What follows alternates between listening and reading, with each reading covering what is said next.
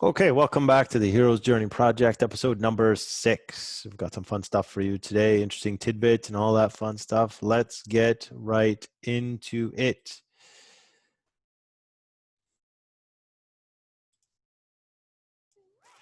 Okay, so here we are. First issue I was reading was USA Comics number 6. A lot of these issues I'll be reading about Captain America. Also, Whizzer does feature in some of the issues. This particular issue features the first comic appearance of the Greek hero Perseus. So he's a fictional character, but public domain. So he'll appear in a lot of different publications. It's also the first appearance of Slow-Mo Jones, which is Whizzer's sidekick. It's another interesting feature, interesting cover from USA Comics with Bucky tied up. You'll see Bucky gets tied up. He's unfortunate for him, but it's a bondage Bucky cover. Again, very nice cover. Next issue, USA Comics number 7. In this one, I read the Captain America story. Whizzer was not in it. Captain America seems to be holding Bucky with the one hand, deflecting bullets with his shield using his other arm. Bucky is somehow shooting around Captain America's leg to hit the plane. That's some magic bullets there for sure. There's an interesting pinup. You'll see a lot of this kind of stuff in the issues of the day where they're really trying to encourage Americans to buy war stamps, war bonds, donate scrap metal, anything for the war effort. This is back in a time when you'd have to get ration cards for gas, saline for the vehicles, for tires for vehicles. It was a very different day and age than what we're living in, well, certainly North America today.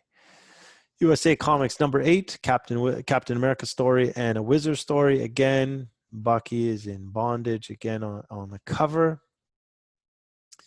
This is a favorite theme of the artists, it would seem. It's a nice cover. Very, very nice cover.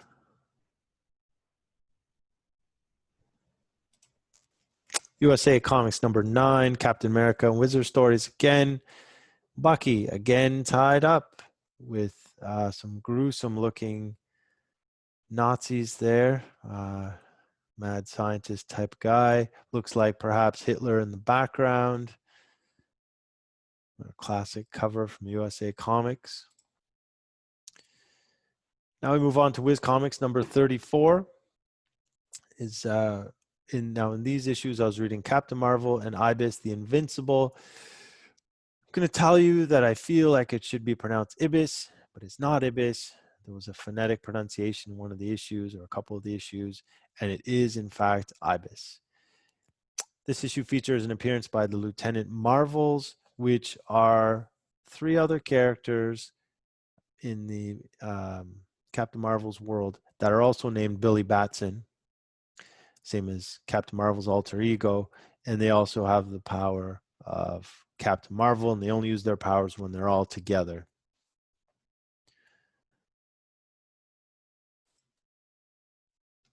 Whiz Comics number 35, Captain Marvel, Ibis the Invincible stories again.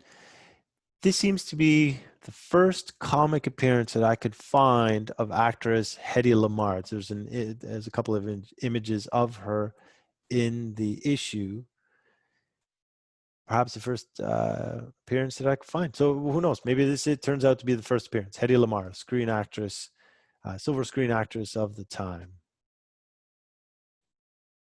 Whiz Comics number 36, Captain Marvel, Ibis the Invincible.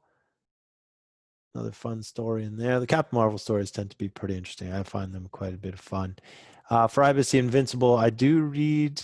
Growing up, I always thought magicians were fantastic, really interesting characters. There are a lot of magicians in this era. I don't read about all of them. There are just too many. I read about 3, Ibis the Invincible, Sargon the Sorcerer, and Zatanna. Those are the 3 magicians that I've chosen to read about. Whiz Comics number 37, another Captain Marvel, another Ibis the Invincible story. This one features the trolls. They come back. Captain Marvel gets to deal with those guys, and it's another fun story. Whiz Comics number 38, Captain Marvel and Ibis the Invincible. You'll notice the pages he's peeling back here of the issue. Captain Marvel shows Steamboat about halfway up the page on the right-hand side. That is Billy Batson's servant. A little bit of a racist depiction of black character in these issues. This was something that was used quite a bit in the era. It seemed to be acceptable at the time. This clearly would not be anywhere near acceptable in this day and age. It was comics number 39, Captain Marvel, Ibis the Invincible. A little story about utopia and a fun place with no violence until the Nazis are introduced to that environment. Was comics number 40, Captain Marvel, Ibis the Invincible. The Lieutenant Marvels, our three friends, make an appearance again. Trug makes an appearance. Trug is the nemesis of Ibis the Invincible. Was comics number 41, features the first part of a story. This is fairly unusual for the time. There's not a lot of crossovers, no events. Most of the issues have self-contained stories within them, meaning they don't carry over into further issues. There's no story arcs per se. So it's just interesting. It's kind of a rare occurrence. So this is part one of a story about Captain Marvel traveling to the future. With comics number 42, another Captain Marvel story, another Ibis the Invincible story. This features part two of the story that started last issue, which had Captain Marvel time traveling 1,000 years into the future. Again, you can see at the bottom of the issue how this issue is 68 pages in full color. And this is what I've been talking about. The issues of the time are quite long. There's a lot of pages, a lot of stories, a lot going on. There's no way I can read every story and actually make any progress on this project. So I've really been cherry picking the characters I want to read about. I'm really trying to get to a point where the publishers are dropping the number of pages to around 60. That comes up soon. I'm almost there. I'll let you know once I get to that point. There was the price of the issues doesn't change, but the number of pages drops. I believe that has to do with the cost of printing going up, but they didn't want to increase the cost of the issues. So there'll still be 10-cent issues for the around this number of pages. Whiz Comics number 43. Here you have Captain Marvel, Ibis Invincible stories.